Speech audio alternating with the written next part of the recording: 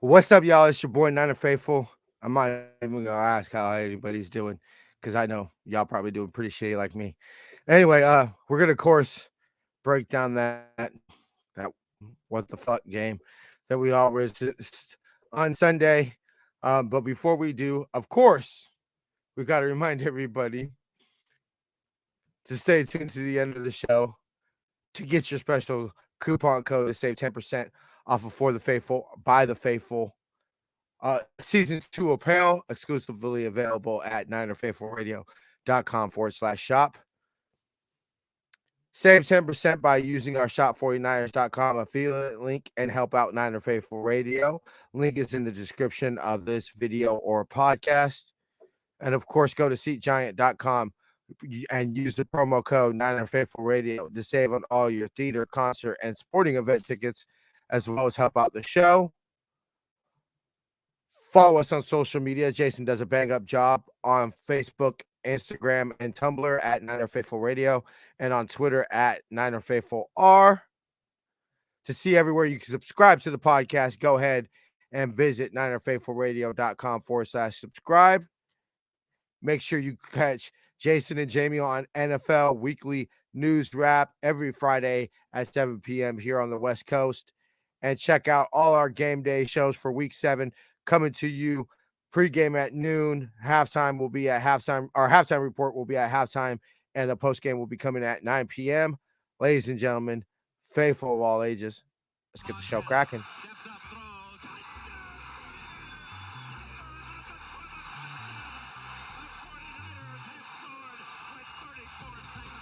You are now listening to Niner Faithful Radio, the show for the faithful, by the faithful.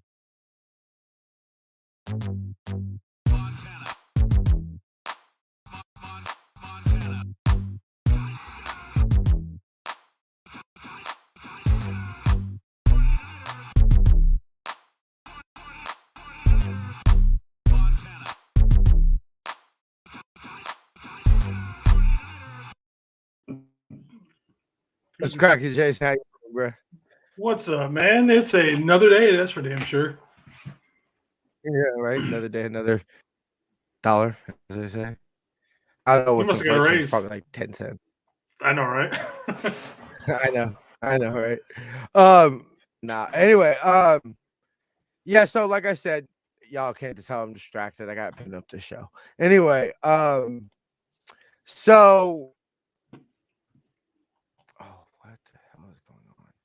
Anyway, before we get started today, we do got a little bit of news.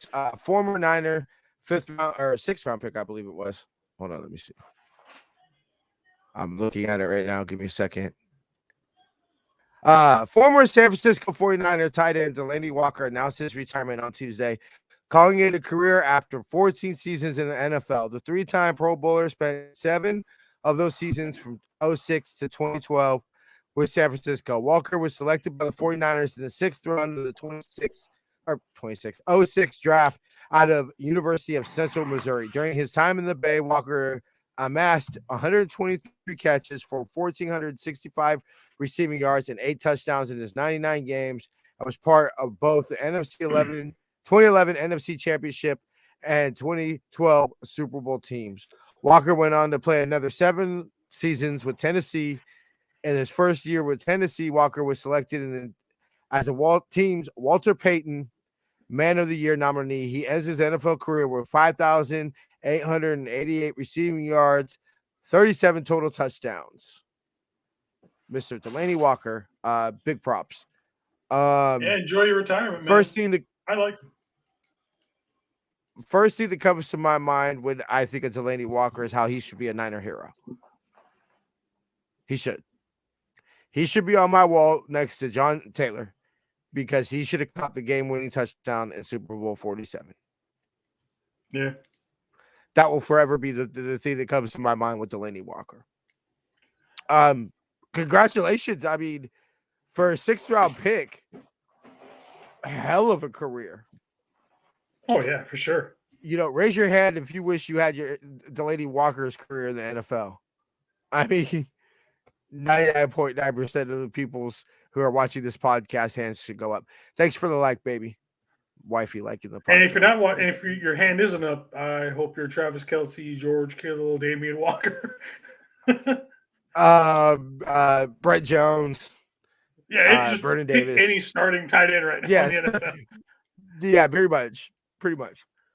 My biggest thing with I always thought we always think of how good of a blocker George Kittle was. Delaney Walker was on the same level when it comes to being a blocker as Kittle was. He was obviously insane. Not the threat that he as Kittle is down the field, but damn, could he lay out some people? And some of the biggest pancake blocks I saw over the years were from him to start off with. What's up, Mr. Damian Lee? Thank you for joining the show. Yeah, what's up, fam? How you doing? When I didn't see your comment before the show started, I was like, I wonder if he's I know.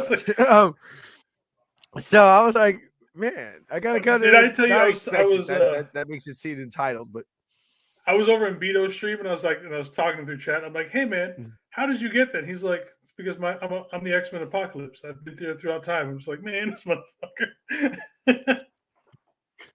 I was like, nicely done, sir. Nicely done. Yeah, nicely done. Touche. So, but yeah, that's definitely. I should have a Delaney Walker jersey because he should have caught a game-winning touchdown in the Super Bowl in Niner history. Yep. So, and by the way, like you said, I'll get you a comment in a second, Damon. But like you said, if you're, didn't raise your hand and you're Travis Kelce, George Kittle, somebody like that, dude, please comment if George Kittle, Travis Kelce, any NFL starting tight end is watching the podcast right now. Please, by all means, let us know if any player in the NFL is in the comments right now.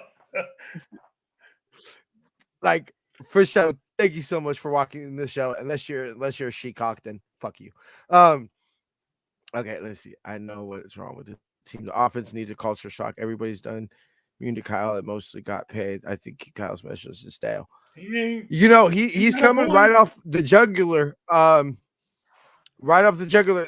That means we re-signed that quarterback and Kader Holman back to the practice squad.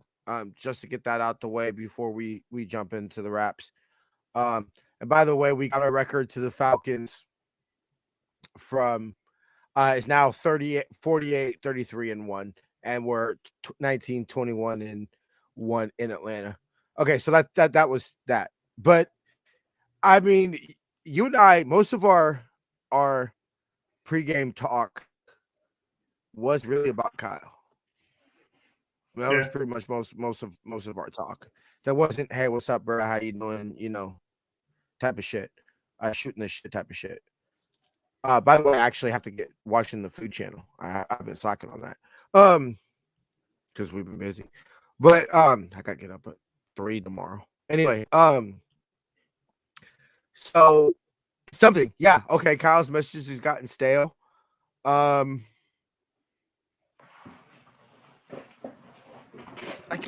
don't think I want to say no.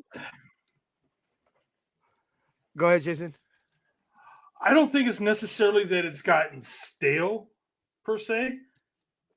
Excuse me.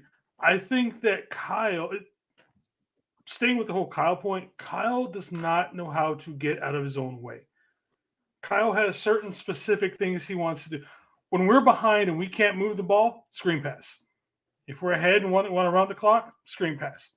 It's almost to the point where it's very predictable. So the stale part that I think Damian's hitting is the point to where we know what Kyle's going to do.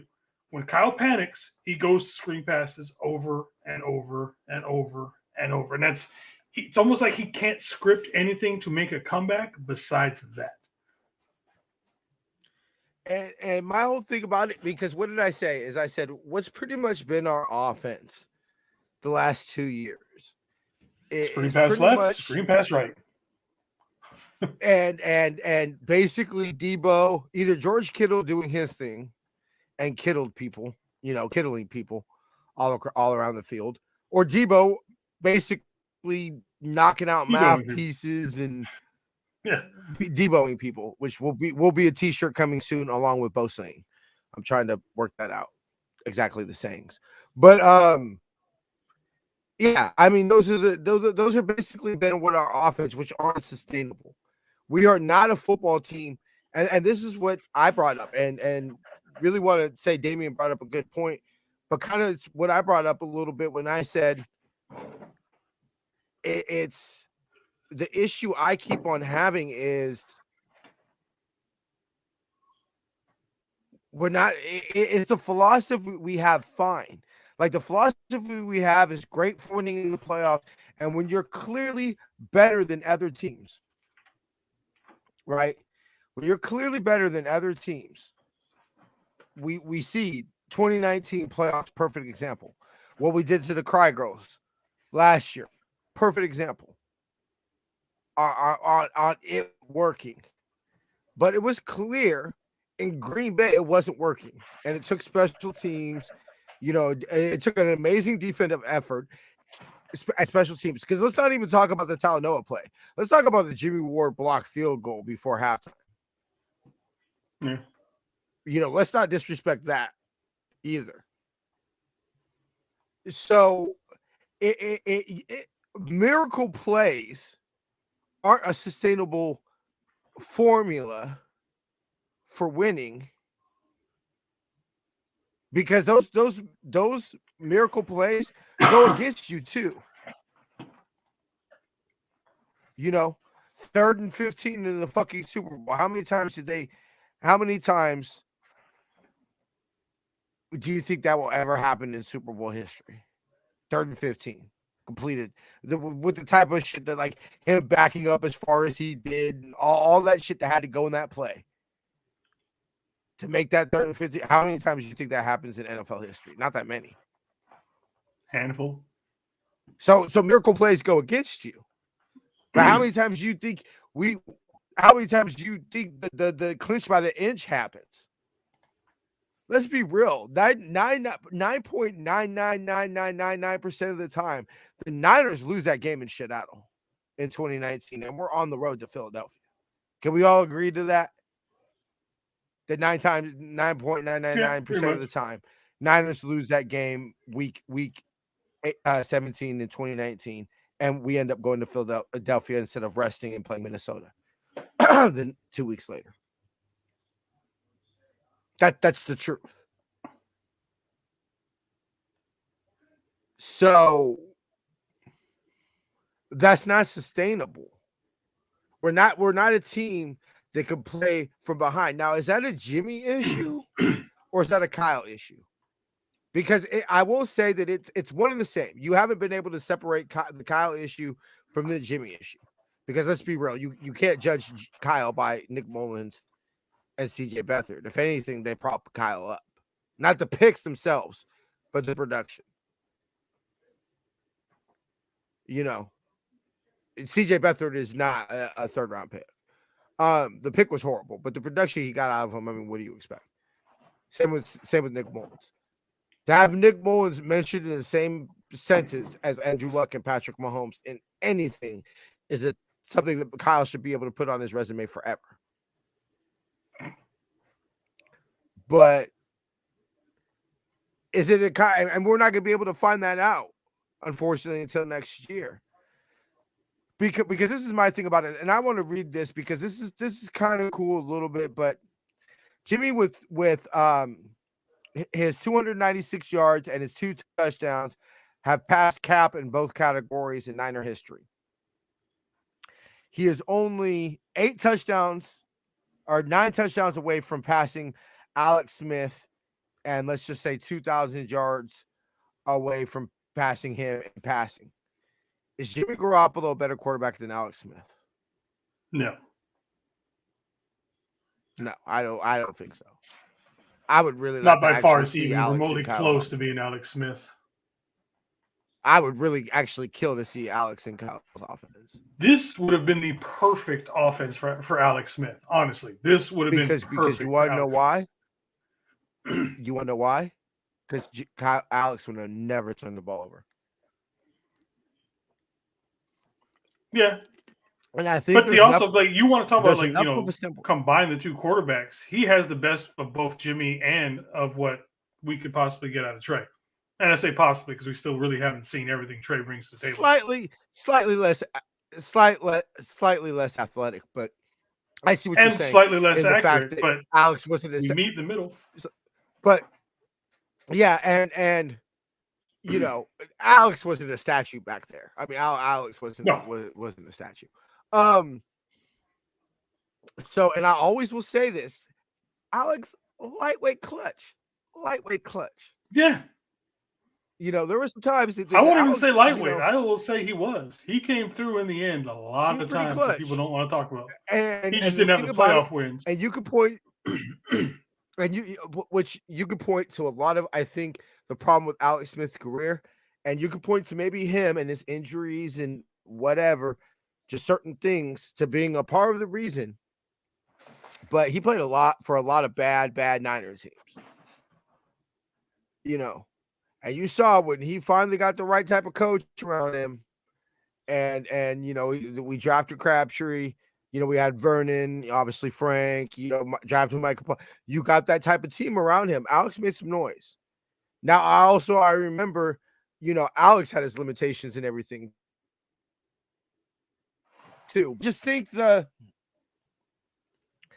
and that's so. What does that tell you?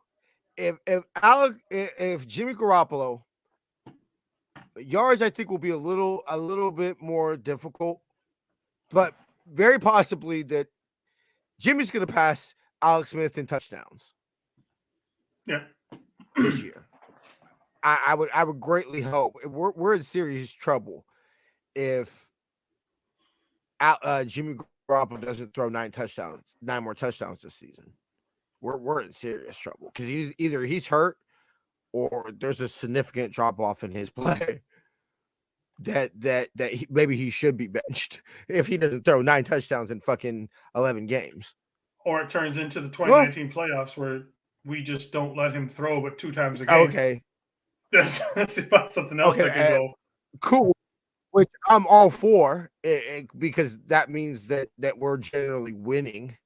I don't see us turning into 2019 where we don't let him throw if we're not winning. Yeah. But I think that ultimately what I was getting about with Kyle was, is it time to question the philosophy? When I told you, I said, look, 1980s, when 17 points was a significant deficit, it made sense to run the ball as much as you did and all that. But in 2019, like if it's at what point in the fourth quarter on Sunday would you have to feel comfortable with a 17-point lead against the Chiefs? How much time left in the fourth? Against 2? Assuming it would be the fourth quarter. This week, Sunday, I tell you, what point would you feel comfortable enough to just run the ball and not necessarily take your foot off the gas, but take it into drain the clock mode, up 17 against the Chiefs? At what point during the game? Maybe a second. I would. You second can't. quarter? I mean, look. No, a second left. Oh, you can't do that. Yeah, I mean that's what I'm saying. Yeah, games. It would have to be. I mean, I did my stats for the pregame show, my little comparison video I do, and they're averaging almost 30 points a game. And I'm gonna wrap up the Kyle segment, and then I want to break down Jimmy and the offense and everything else a little bit, moving forward here. I said this to you. I think these might have been my very first general words to you when we did our pre-show meeting. Do you believe the Niners were out-dueled the Chiefs this week? No. And the way they're playing and looking right now? No. And I said that's a problem when you say the reason Kyle Shanahan got the job was he's an offensive guru, young genius, whatever you wanted to say. That's a problem if you just say there's no chance that not no chance, but no, if you're a reasonable faithful, you have to say that doesn't mean you're losing the game. But because I don't think this we're team lose the game isn't built ultimately. to duel with a team like, say like what the Bills are. And that's my problem is because I believe it, because I believe the reason we have success later in the season and in the playoffs is because running the football wins in the playoffs. That's why I think you see a lot of teams that a lot of these passing teams and everything like that struggle. Teams who don't run the ball a lot struggle in the playoffs because it's generally cold most of the country. So ultimately, it's a problem if the way you win is by dominating teams. That enough that you can say, hey, we could consistently run the football 40 times and play enough defense, you know, that you're going to win like that consistently, win in the playoffs, win against when you go again. If you're talking about championship, you're going against pretty much, let's be real, probably the Ravens, the Chiefs, or the Bills, right? You would think, which are all what? Dynamic offenses with the mobile quarterbacks that what? Give the Niners defenses issues. So, which ultimately tells you what? You're going to probably have to put up some points.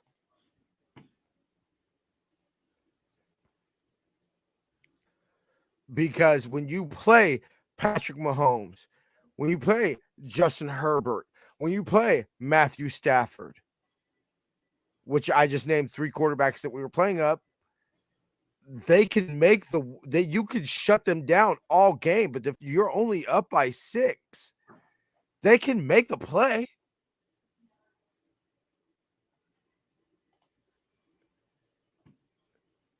And the defense is only going to hold for so long. Like, this is a historic defense. What did I tell you, Jason, when I said, look, like, most of our points off of turnovers came off of pick sixes. Our offense only put up 7 more points than the Falcons defense yesterday. That's a problem when your head coach, that's an embarrassment, man who runs your show, is supposed to be an offensive genius. That's a fucking problem. And I love Kyle Shanahan. I believe we can win a championship with him. But it's starting to see more of circumstantial than I just believe we're going to just go out there, out execute, out scheme, and out coach a team. It's starting to be circumstantial. Basically, us being able to be better than the team and run the football down their throat and just suffocate them with defense, which is not going to happen every week. Not with the injuries we because got. The 2 biggest losses would have been the 2 biggest losses in Kyle Shanahan's career. Super Bowl 54 and the NFC Championship game last year, which are all up games we were up by what? 10 points. Yeah. That's not that much, clearly. Defense played. Now, I will always point to the Super Bowl to the defense because I said get off the fucking field on 3rd and 15. The offense wasn't playing any different than it did most of 2019. Well, right at that point Jimmy was pretty much, mush for a brain. He was concussed, all that, but it was not so different than the Niners offense that played as far as it, so. But really, what was it? Why did we lose the NFC Championship game? Because we couldn't do shit offensively. The defense was on the field forever. And 10 points really wasn't that much when you broke it down. 2 touchdowns. That's what it took to beat us in the 4th quarter. 2 touchdowns. Niners put up a field goal in the 4th quarter. It doesn't matter. It's a tie ball. Or Niners put up 1 touchdown in the 4th quarter. It doesn't matter. Our inability, what has been our number 1 problem on this year? When have we lost games? The second half of games. When what? Our defense can no longer hold a team without a touchdown because it's done it for almost 3 quarters. And it's just NFL teams are going to score touchdowns. And all of a sudden, now a fucking 10-point lead turned down to a 3-point lead. And Jimmy, threw a pick, a fumble, or some fluke thing happens. And now you're looking at a loss. That's what happened in Denver. Well, it took Russell Wilson 1 drive. 1 drive. You can't consistently ask a defense, especially that's suffering the injuries, which we'll get to Kyle talking about the injuries after the game. But you can't consistently ask a defense, especially after the injuries that we sustained, to go out and put up historical numbers week after week after week when you're playing some of the best offenses in the NFL. What do you think the Well, I most you wouldn't could necessarily call reasonably the expect? Falcons one of the best offenses in the NFL. No, I'm talking about coming up. I'm talking about the offenses coming up. Oh, I.e. i.e. which okay, the Yams offense actually truly hasn't been that great. no, it's been Honestly. sputtering. But they have the potential. I mean, could you see the Yams for one game dropping a 40 burger just on one game? Oh, easily. fluke game. The talent is still there. Yeah. Easily. Justin Herbert put up a 40 burger. And It so was crap yesterday. okay. But it's just one game. I talk about, consistently, but for one game. Yeah. And so that's my thing about it is if the Niners gave up 21 points to the Chiefs this week, would you truly honestly be mad? I think that If would we be gave a up win. how much? 21. No. I'd be surprised. That's below their average. I would too.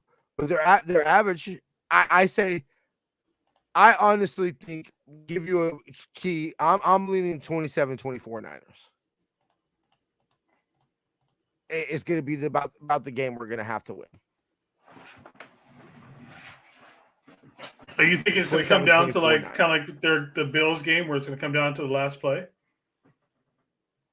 Because if so, that goes back to what you said earlier. Do you trust Jimmy to outduel or even Kyle to outthink, that Andy Reid? Right now, ultimately, I don't have that confidence in Kyle.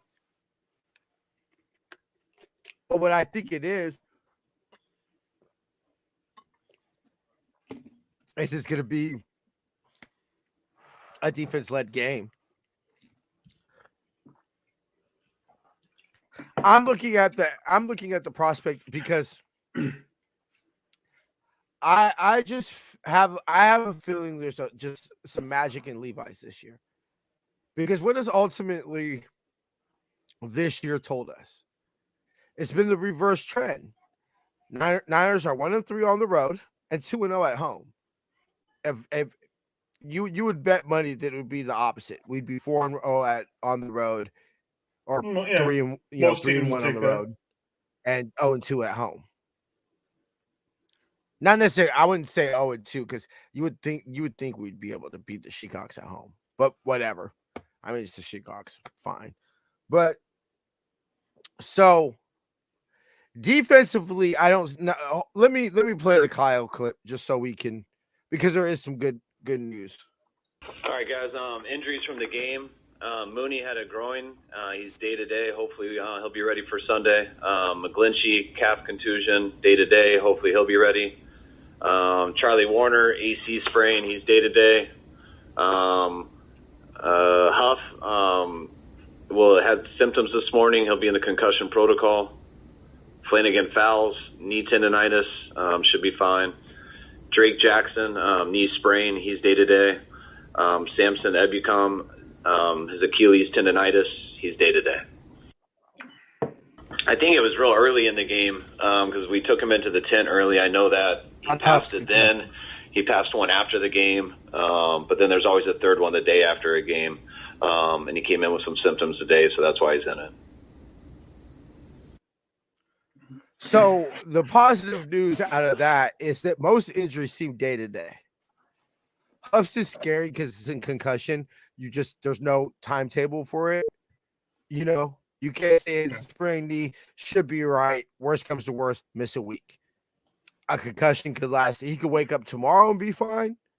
He could miss weeks. I mean, knock on wood. But so that's the only one that's concerning. So, and I didn't clip the clip because something happened. But he did say there was basically, it sounded like Trent Williams and Nick Bosa will be expected to be back this week. So that's two things that you're pointing to an upward trend of how can the Niners win this game? Well, maybe by getting your two best players back. That might help. Getting your the two best players on the football team back would definitely help. Hopefully they're back fully. And Mooney, Charvarius Ward, who I like your little, shout out that you did when he was like, faithful, please fill up these seats. Whoop, whoop, whoop. Which any Niner Chiefs game I've seen or been around, I don't know if I've been to one, but anyone, I've never felt like there was just Chiefs fans took over the Bay. I've never really, and they've never been a fan really base that I've heard. This game. Well,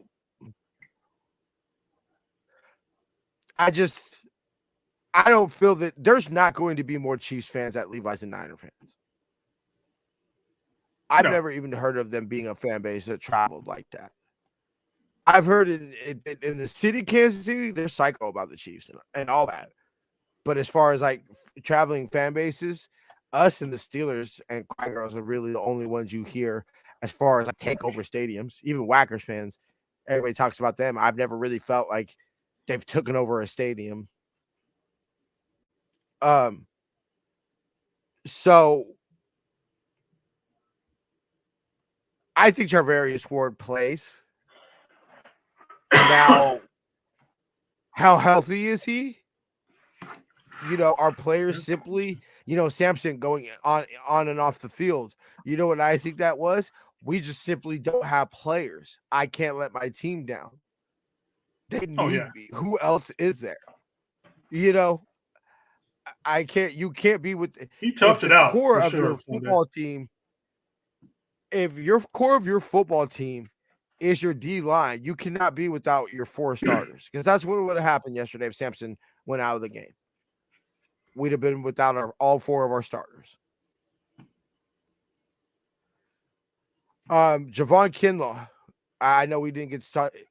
Is his career done, Jason? I think it's leaning towards yes very hard. So then is he on this football team next year? Because he's at one more year on this, because they're not picking up his 5th-year option. So is he on this football team next year? Yeah. I would have to look up the cap numbers and everything like that. I would think, right, he finishes his contract at least. Yeah, but and even then, unless he has a season where he gets, let's say, 10 sacks or something like that, even then it's a push to really get him back on this team with injuries. I mean, he would just have to have a season to end all seasons. He's a role player next year. You can't depend on Javon Kinlaw to be a starter next year. He's a role player. You bring him up on running downs or whatever, where you're like, Javon, just be a freak. Mm-hmm. We're gonna play you 10 plays a game, and you better be damn dominating those 10 plays. Which I think he has.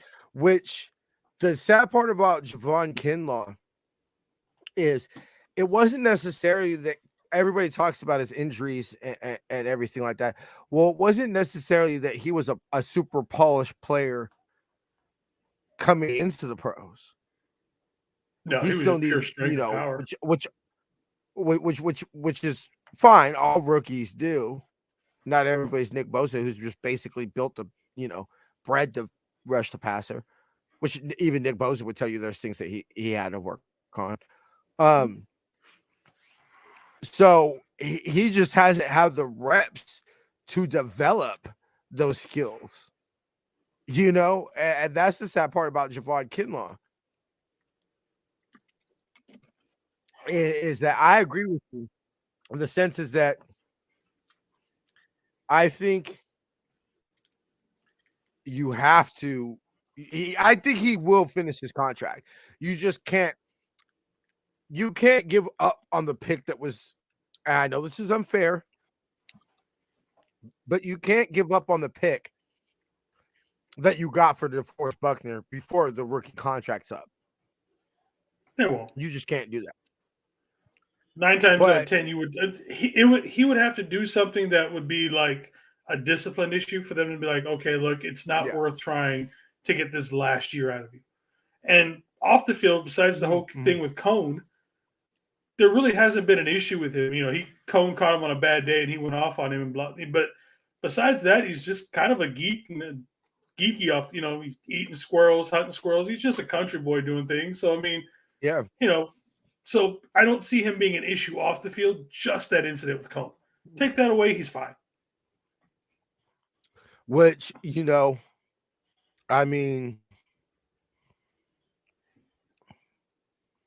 I don't really. I mean, yeah, okay, at the core of it, there's an issue and everything like that, but I believe Javon Kinlaw. When I say Javon Kinlaw is definitely not the only issue, the player that has an issue with Grant Cone in that locker room. And I'm not even talking about Eric Armstead, who's also Completely very obvious vocal about his afterwards. dislike. And so I think there was You remember a lot of go ahead. closed door things. I think there were some closed door conversations and some, hey, Kyle, you know what? Everybody had been talking about how this nigga that did this and woo do woo do woo do woo. You know what I'm saying? And I got sick of it. So I felt that I had to put him in his place. And, Mhm. It was going to happen eventually. And I do feel that, not to get all philosophical and, talk about society and everything, but I do feel that there's a lot of hiding behind computer screens and a lot of things that it's like, bro, like when I was growing up, there'd just be certain things you wouldn't do or say because you would have to deal with consequences. Like you would have to see that, like if you tried to punk somebody, you had to physically, like, you like if you were gonna punk somebody for their lunch money, you physically had to go in their pockets, or like scare them enough that they went and handed it to you. There was no hiding behind a computer screen. And so I do feel that Grant Cohn's a little bit of that. Because let's be real, 99.9% of shit that Grant Cohn says about NFL players, if he could be in a position where they could confront him on that in a real level, he would never do that in his life. I've met Grant Cohn. I've drank a beer with him. I'm bigger than Grant Cohn. And I'm not that big. I'm only basically 6 foot 250. Javon Kinlaw is like 6'6", almost 300 pounds. Like in real life, and you don't have the meat Grant he has Cohn, on any you. person. Yeah, like in real life, Javon Kinlaw would make damn near 99.9% of the population piss their pants if he really was like that pissed. You know what I'm saying? Like Javon Kinlaw's kneecaps are probably bigger than Javon or Grant Cohn's head. Like, I mean, it's crazy. Anyway, so well, here, before we go jump off Cone real quick, yeah. You know how you're talking about him? He was punking people and he just caught the wrong person at the wrong time. I don't remember who we were playing last season, but Jimmy was up there at the mic, and this was, I can't remember if it was, I think it was right after the game or right when they got back, and he was like, "Hey Jimmy, you know that they're over there trying to trade you actively," and Jimmy's like, "No, I don't pay attention to you. I'm over here playing football to win games." It's like, could you imagine Grant Cohn saying that? Do you think Grant Cohn would have the nuts to say that to like Kinlaw at that point after a loss or something? I want to say it was after a loss. He wouldn't say that to Kinlaw, to his face right there. He would to Jimmy because I feel this. Jimmy's class. He is. Jimmy is a class act. I will say this, and I don't want to knock Grant Cohn because, like I said, I met the guy. He's cool. He has some great takes, and I do like the fact that he will say he brings up good points, and he's very critical when I feel like a lot of Niner people don't cover the team as critical. But I will say this, is that you hit it on the head. And I have noticed it, and I've watched the channel a little less since. I've noticed it. He wants to be TMZ. I've beat that for years. And that's my problem is I've cut off. It got to the point with my podcast I was listening to and everything where it was just taking over so much of my life. that I had to step back and say, okay, how many of these podcasts are really like contributing to my Niner knowledge? You know, how like what am I really getting out of these? And so I've had to cut back a lot. And I will say Grant's one of the ones I caught because I'm not interested in the gossip. And I've never been like a celebrity gossip type of dude or anything like that. My girl tries to get me into these things, and I'm just like, babe, like she tried to have me one with this chick I may have known, apparently got YouTube famous or something. Anyway, so Eric Armstead apparently is going to be done for a while. That he's not coming back this week. So something wants to tell me that I feel confident going against the Yams. And this is another reason why I hate losing this game. Is because ultimately, if you could just break down the next two games, we would obviously rather have the one against the Yams. Yeah. In the division, in the conference, and but I feel that you're saying, okay, that's awesome. But when the statistics are so high with teams making the Super Bowl being the teams that get their bye week, you know, at least one team generally making the Super Bowl that has a bye week, we'll see how the numbers fare when it starts to, you know, the numbers start to be with only having one team have a bye week. Is that means we're 500 now. If we only win one of the next two, and you're saying, yeah, we'd rather have the Yams one. Well, now you're basically just back at 500, which is what you are now.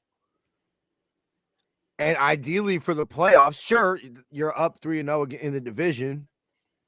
You know, you swept the Yams, so now you ultimately own the tiebreaker against them. So even if your record's tied at that point, you're fine. But for the rest of the playoffs, that's not ideal. And that's the thing that hurts me now is that that's probably the most likely outcome.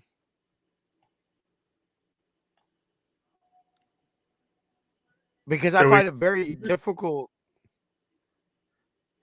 I'm thinking that we push 500. Like, I want to say we win this game on some fluke and just that, hey, this is a home game and everything like that. That's ultimately why. But if you ask me to invest on my Acorns account right now for my daughter, yeah, I'd probably put us being 500.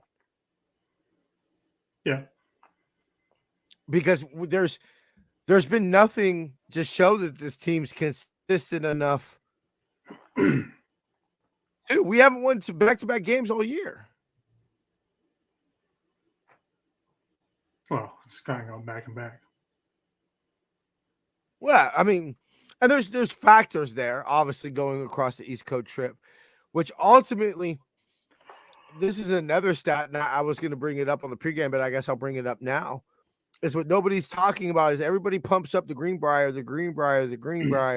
You know, oh, staying over. It's beneficial. It's beneficial. You know, especially that second week, which ultimately wasn't. Well, we're 1-3 coming back from those trips. And the only one we won was week 3 against Pittsburgh. Because remember, 2019, we opened the year back-to-back road games. Come back from Pittsburgh, and let's not forget, that was basically a fluke. How the hell did we win this game? Because we turned the ball over 5 times, and it still took Dante Pettis for pulling out his miracle touchdown catch, his shining Niner moment, is what it took in 2019 to even win any of the games from these road trips. And so that's ultimately what you're looking at this week, where it might get a little ominous. Now, ultimately, like I said, even if we lose this week, I do think we get bounced back to be 500 You're 3-0 in the division, so you guarantee yourself a 500 record, division record, and like you said before the show, the NFC is wide open. I There's mean, no dominant team right now in the NFC besides the Eagles, but that's a different story. and conference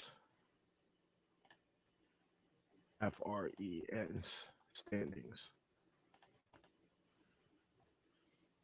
Hold up, NFC conference standings right now. We'd be fourth, I believe. Wow, they have playoff picture out. They have Playoff picture's always picture out after week already? 1, man. Yeah, It's always out. yeah. Because I was waiting. Oh no, this is last year.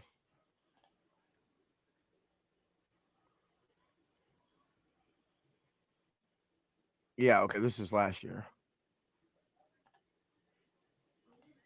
What? No, it's not. Yeah, okay, so we're fourth. Yeah. But Tampa Bay's 2-4. Yep. Then how are they? How are the How are they above the Falcons then?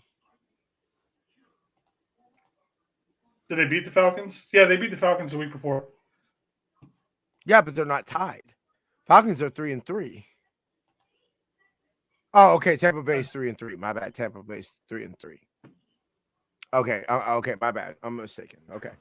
So yeah. So I mean, the Eagles, they lost. Oh no, they won. They won. Okay. So they're 6-0.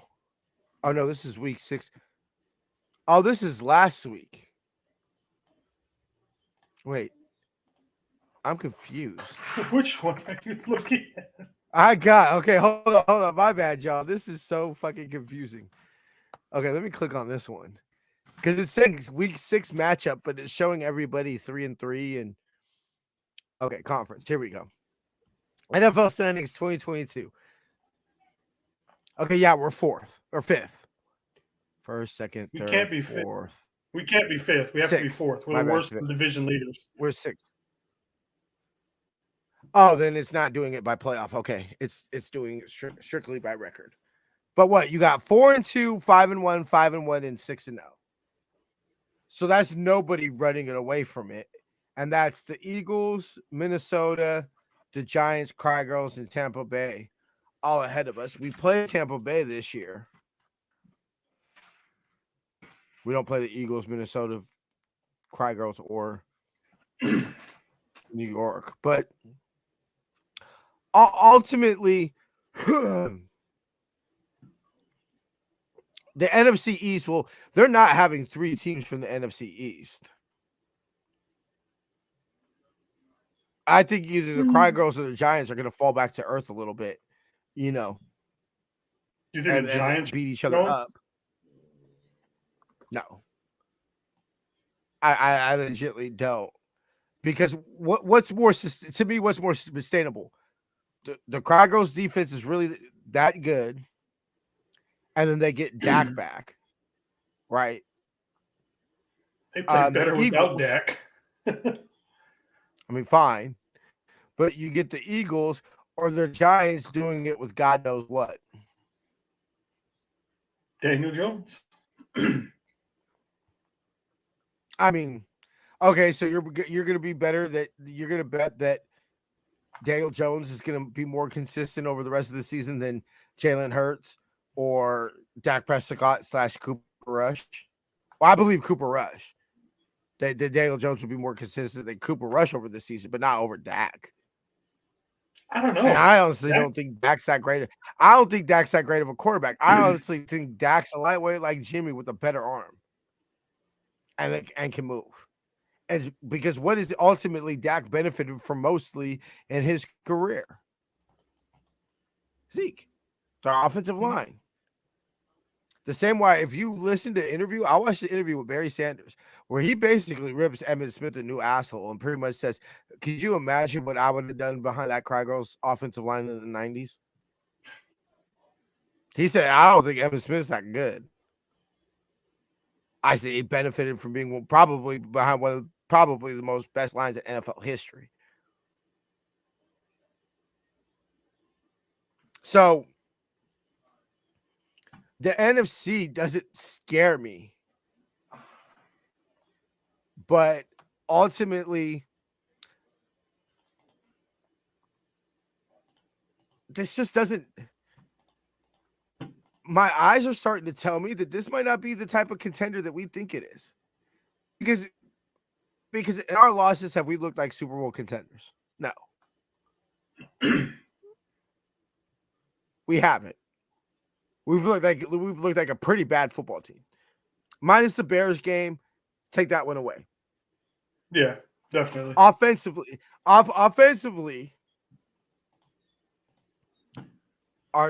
now two of our three losses, we've looked like hot garbage. Offensively, defensively, we looked fine in every game. Yesterday, maybe a little shaky, but you would expect that. I went into the game expecting that. I went into the game saying, and that's what's making me a little about this week, is because minus the injuries, fine, we get Nick Bosa back, he's healthy. We get, Charvarius Ward, he's healthy. We get Samson Ebukam healthy. Everything's fine. We're not going to hold down the Chiefs to fucking 14.8 points. That's what we're averaging giving up. 14.8. We're not holding them down to that.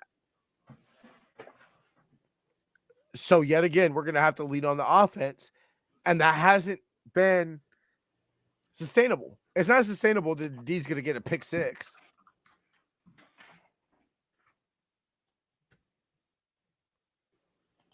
So we're going to have to still, without any offensive turnovers, wasted drives, whatever it is, we're going to have to steal drives away from the Chiefs by turnovers, by, stopping them on third down, things like that. But offensively, are we going to take advantage of that enough to beat them? Patrick Mahomes throws 4 touchdowns, 4 picks, 3 picks this game. How many of those do we turn into touchdowns? Like, honestly, one. Because that's how we would win the game. If you turn those in, I would like, because if we could turn those into 17 to 24 points, I think the Niners win this game comfortably. If you say Patrick Mahomes throws 3 picks and the Niners turn them into 17 points. Well, I mean, that's normally I want that for everything. Normally, I would say, oh yeah, that would be ideal. But I would say, okay, the Niners win that game because the defense is going to get some stops just naturally. Offense is going to score some points. Okay, I believe that stealing 17 points for them would win that ball game. But shit, the way I'm feeling offensively, those might be the only 17 points we score in the fucking ball game. Yeah. Because, the defense damn near had a pick six, but got stopped at the 4-yard line. And, like just shit like that, where it's like, and we had to kick 3 field goals and 3 field goals and a touchdown that we went for 2 on.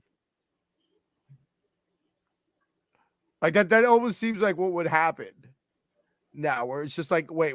No, you're not being Patrick Mahomes by kicking field goals.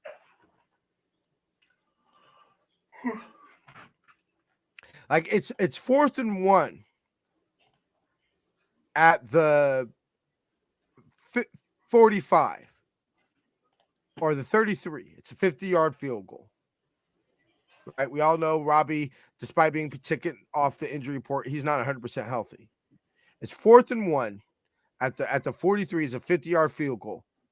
Does Kyle go for it, or does he kick does he kick the field goal? Or let's say it's a 35-yard field goal, but it's 4th and kicks it. Half a yard. Probably He kicks kicks it, right? And you're not going to beat Patrick Mahomes like that. Let's say the D gets a turnover. The D gets a stop. First possession. Chiefs get the ball. Patrick Mahomes throws a pick. Rerun it to the 20-yard line. Right? We're in the red zone. It's 4th and 1 from the 1-yard line. From the 2.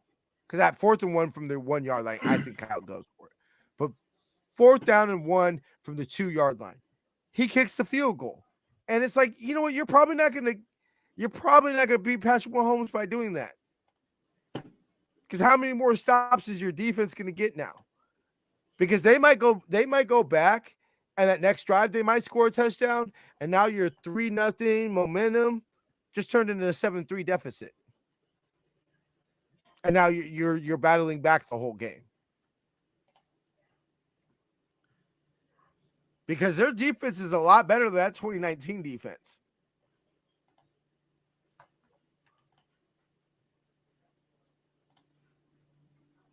So I think that it's this is where I'm starting to judge Kyle. Where I'm starting to look at, is this genius status too much? As a head coach. Because what I told you ultimately was he's always had somebody to say, no, you're not having Ray McCloud run that route. I don't care how wide open he is. Why did he drop the ball? Because he's not a starter. Why is he not a starter? Because he drops balls like that.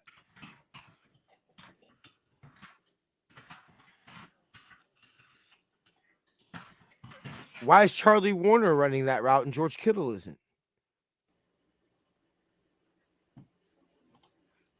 Yep.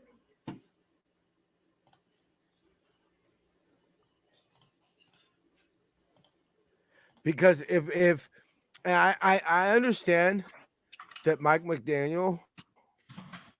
losing Mike McDaniel was huge for Kyle.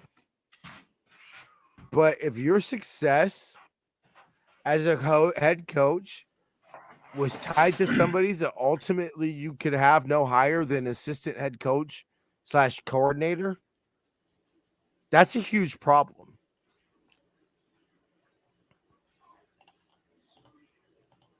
If the offense is just that much defunct now because we lost Mike McDaniel, then ultimately I think that we hired the wrong man. Not saying we should have hired Mike McDaniel, because we'll see how he turns out as a head coach. TBD. I have questions of the non-football stuff. I have questions about his speaking. You know, just certain things that you gotta do like a head coach like that, going to see the owner. You know, but geeking out, having the team prepared and a great game plan, you know, stuff like that. Yeah. I think that ultimately the problem is, I said this coming back from Denver. I've said it for a little bit. I've told Jamie it. I probably have told you it, Jason. Kyle has too much power. You might have mentioned it a time or two. He just does. Ultimately, and he will be the head coach. Ultimately, he's going to have final say. He's going to have final say. But there's just got to be somebody that just because we cannot have performances like that with the amount of superstars that we have, like against the Falcons. Like if it's the number one defense in the league, shit happens. Bill Walsh got, blown out in the playoffs 49-3 before. But that was against the Giants defense that had Lawrence Taylor on it. You know what I'm saying? A little difference than what the Falcons were trotting out yesterday.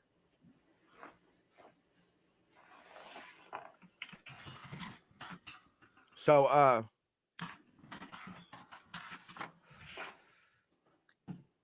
I know that there's been a tweet that's going around, and this will be the final say, and then I'll let Jason take it for the rest of the show to say how he feels about certain things. It said the Niners had been down by 7+ points going into the fourth quarter 24 times. They were 0-24, the biggest going into the fourth quarter deficit they overcame was 4 points. I broke it down to games started by Jimmy Garoppolo because ultimately I'm not interested in a game that CJ Beathard, CJ Beathard, Brian Hoyer. It was 1, 2. Let's see, what was it? Okay, 9 times under Jimmy Garoppolo were 0-9. Last point that cannot continue and keep Kyle Shanahan as our head coach. Because you can't win championships, sustain success when you can't overcome a 7-point deficit. Because just by pure football odds, you're going to be down by more than 7 points going into the fourth quarter. You're going to have to pull out some miracles. There were some miracles sprinkled into that Niner dynasty. What, you think every game we just blew everybody out? Like, there was a play that I think Jerry scored with there was 3 seconds left in the game in Cincinnati. It was like a total Hail Mary prayer. Now, I understand that's why Joe Montana is the GOAT, but you're just going to have to win some games like that. How Patrick Mahomes win his one championship, by the way? People were so ready about how Patrick Mahomes was going to win every fucking Super Bowl for the rest of history. And what's happened? He's won 1.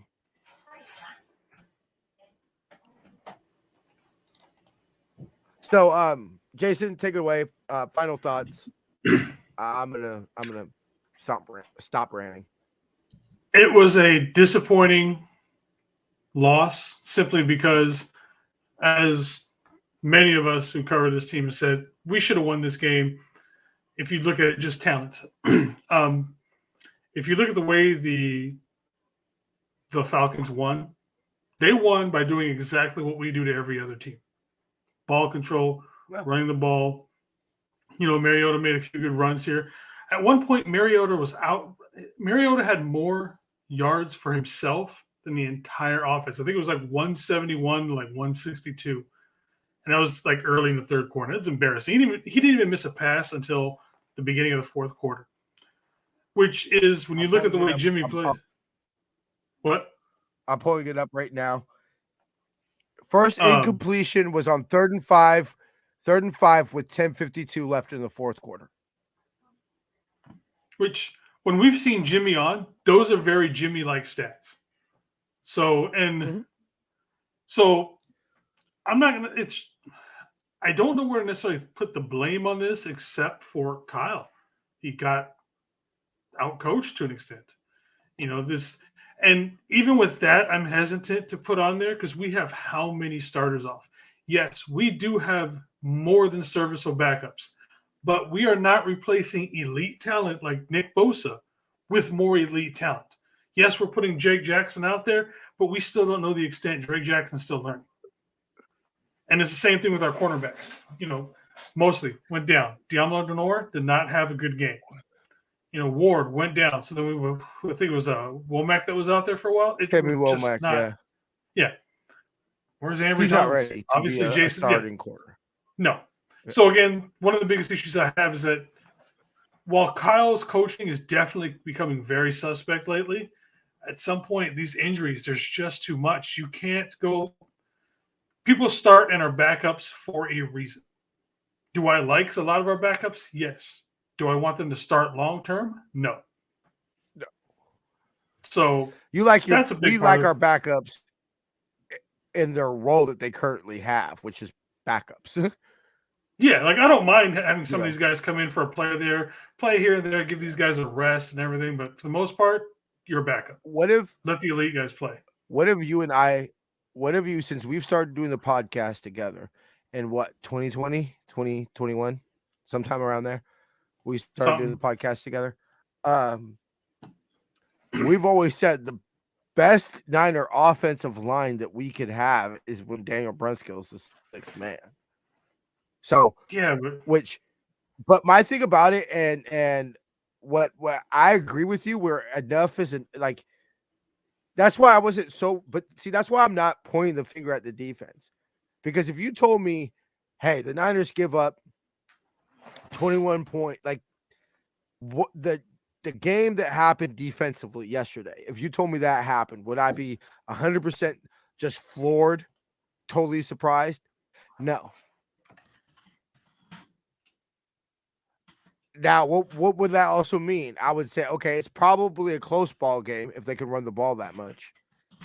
Okay, well then yeah, I put the ball in the eye, and that's what I'm saying is that, and that's my issue with the game is I separate it defensively and offensively, which is fine. We lost the game. There's no separation from it, but that the defense gets a pass. I'm fine with that, which I'm sure the players obviously aren't going to be, and everything, and they're going to be hard on yourselves. But yeah, you're missing Nick Bosa, you're missing Charvarius Ward, you're missing Emmanuel Mosley, you're missing Huff went out for some plays, Samson Ebukam, all that's happening. So then I'm pointing the finger at the offense and saying, hey, if Mike McGlinchey is the reason why you cannot, losing Mike McGlinchey is the reason you cannot function as an offense. No, I don't believe that. I don't believe the reason we couldn't function offensively yesterday was now I understand it's bigger than that. Well, T, you're missing Trent Williams and Mike McGlinchey. Okay, I get that. But just nothing in the second half. Just nothing. Not a field goal. Couldn't even get a fucking yard on 4th and 1. That's unacceptable when what we've hung our hat on is Kyle. And what I've said is I don't believe there are going to be many games on this schedule where I feel Kyle's going to get outcoached. This is one of the games where I could possibly see it happening, Kansas City. But I just don't, I didn't, and now everything that I've hung my hat on seems to be called into question. And so that's why over the next couple weeks, Kyle, I am kind of pointing at you. If Charvarius Ward has to miss 2 weeks without Eric Armstead, without all these defenses, well, you know what, Kyle? You're such a goddamn fucking offensive genius. Well, let's see you put it together without a dominant defense, because without a dominant defense, you haven't won with this franchise. Let's be real. There's been games you could say the offense was the reason that we won. There's games you could say the defense is the reason we lost. But consistently, since 2019, Kyle Shanahan hasn't won without a great defense. And yes, the defense is probably going to take a hit the next couple weeks. Oh, yeah. Because probably Nick Bosa isn't 100%. What do you think Andy Reid's going to do with Charvarius Ward? You think he's going to have him turning and cutting and moving a lot, testing that groin? I would think so.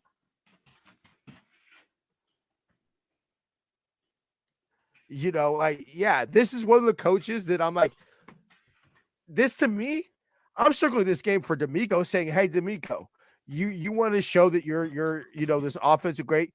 Let's see how you do against Andy Reid, because this is how you're going to have to go up against as a head coach. Is people like Andy Reid. They're not going to be able to dissect your defense. Can you be what Robert Saleh wasn't? Why did the Wasp, the 3rd and 15 play? Why did it all work? Because they knew the defense the Niners were going to be in.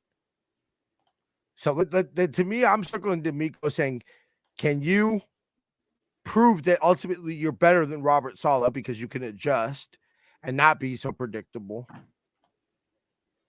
And then I'm pointing at Kyle saying that the drop-off that we're probably going to get with this defense, especially if these day-to-day injuries turn into week-to-week injuries, Can you be the offensive genius that people like me have claimed you to be? Can you? Because if you could get production out of Nick Mullins, you should be able to do it with Jimmy Garoppolo. Jason, final thoughts, and then we'll get up out of here. Disappointing loss. Feels like a lot of these injuries are starting to mount up and become an actual issue. Questionable coaching calls, and it's not like it gets any easier next week going against the Chiefs. We'll see. All right, Jason, thanks for tuning in, bro. Make sure y'all check them out. 7, right?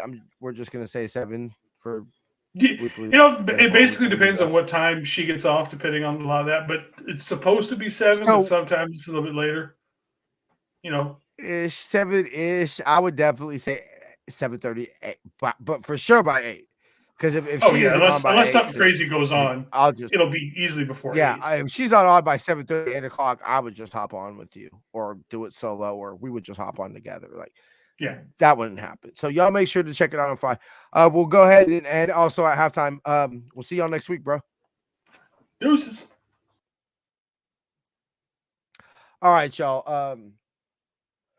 Thank you for tuning into this week. Ultimately, this was a pretty negative show. This was a pretty negative week.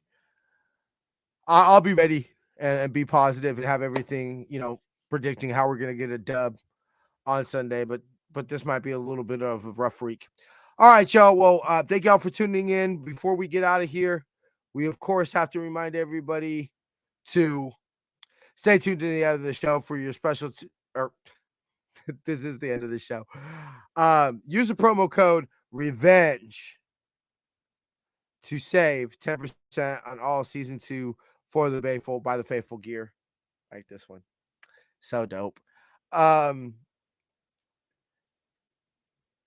Save 10% by using our shop49ers.com affiliate link. Link is in the description of the video or podcast.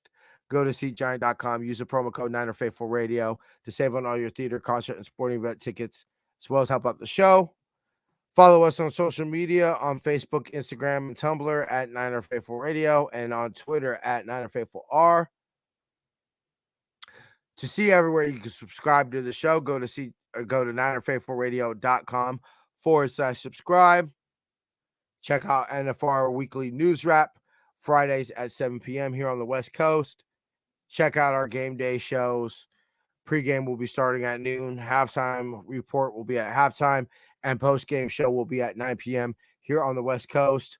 I shall see y'all Sunday. Till then, faith, love, and happiness. Please remember, the San Francisco 49ers don't always lose a game. But when we do, we're still the best team in NFL history. Stay faithful, my friends. Go Niners.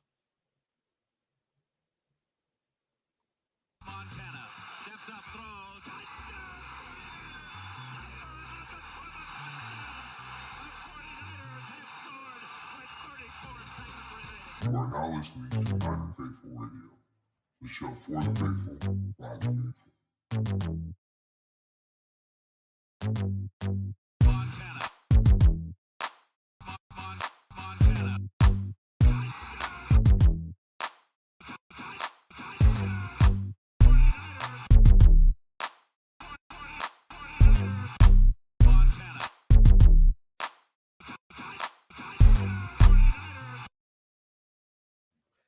See ya.